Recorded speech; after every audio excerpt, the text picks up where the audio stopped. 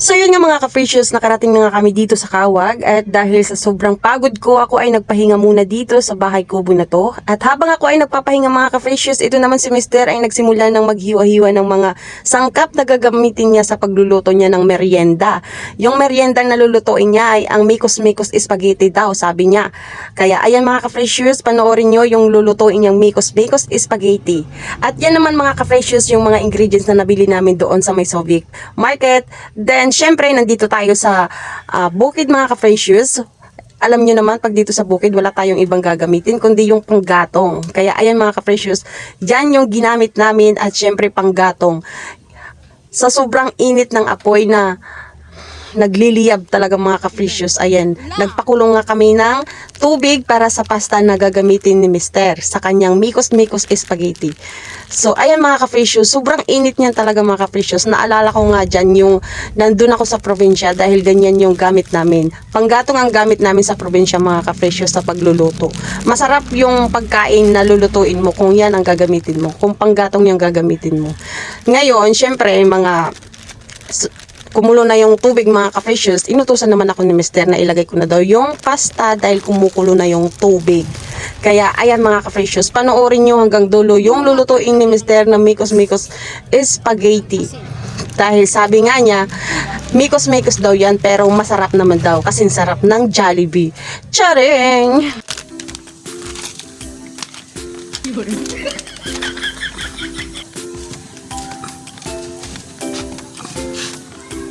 Asan yung sandok?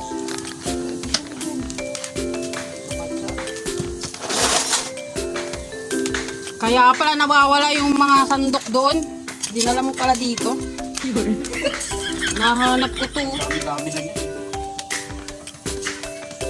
Dami lang mga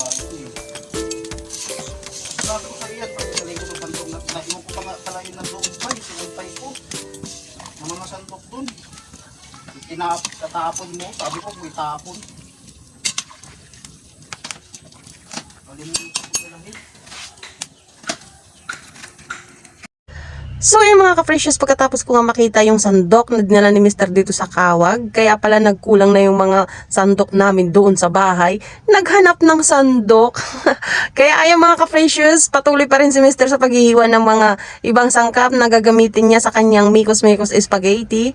Ayan, habang naghihiwa si Mr. ng kanyang mga sangkap na gagawin sa spaghetti sauce, ayan, gagawa din ako ng Mikos Boko Juice mga ka-precious. Syempre, nandito tayo sa bukid at wala tayong ibang gagamitin na pitchel, kundi gumawa na lang si Mr. ng yung galon, hinugasan na lang at doon ko ginawa yung Mikos Boko Juice. So, habang naghihiwa si Mr. ng hotdog, ang liliit naman din kasi ng hotdog na nabili niya, dahil yun daw yung binigay sa kanya ng tendera doon sa palengke.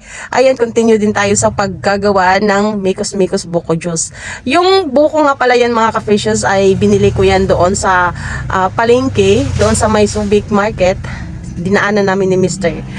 So, ayan mga ka-precious, sa paggagawa ng Boko Juice, ayan, naglagay nga ako dyan ng biskwit.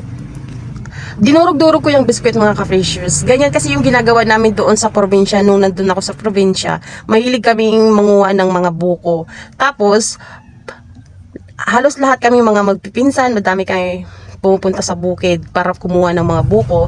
Tapos lalagyan namin ng gatas, biskwit, then yelo. Then yun yung magiging mukbang namin doon sa bukid habang kami ay nagpo-food trip. Pero ang kadalasan ginagamit namin biskwit mga ka-precious ay pita dahil malasa yung pita at masarap talaga siya ihalo doon sa buko.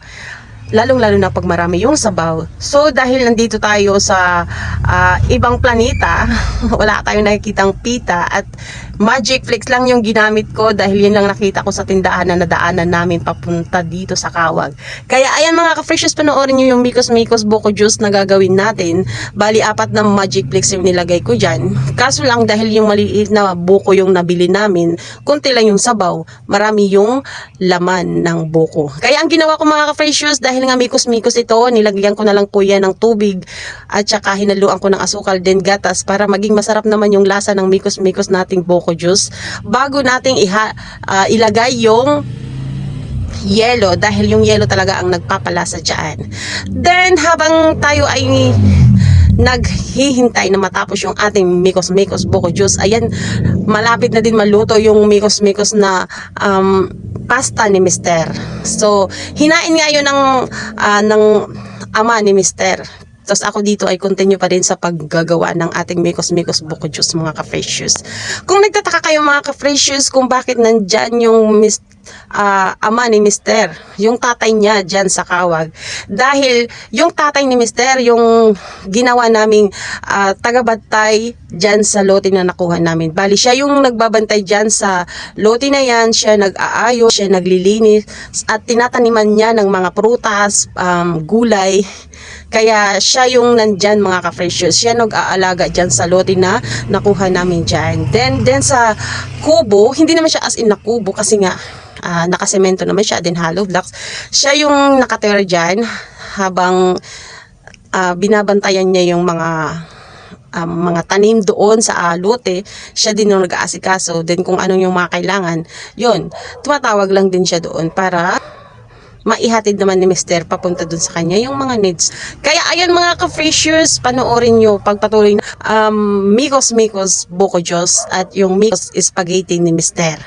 So, till watching kayo mga ka-freshers hanggang para mapanood nyo yung mikos-mikos gawa dito sa bukid.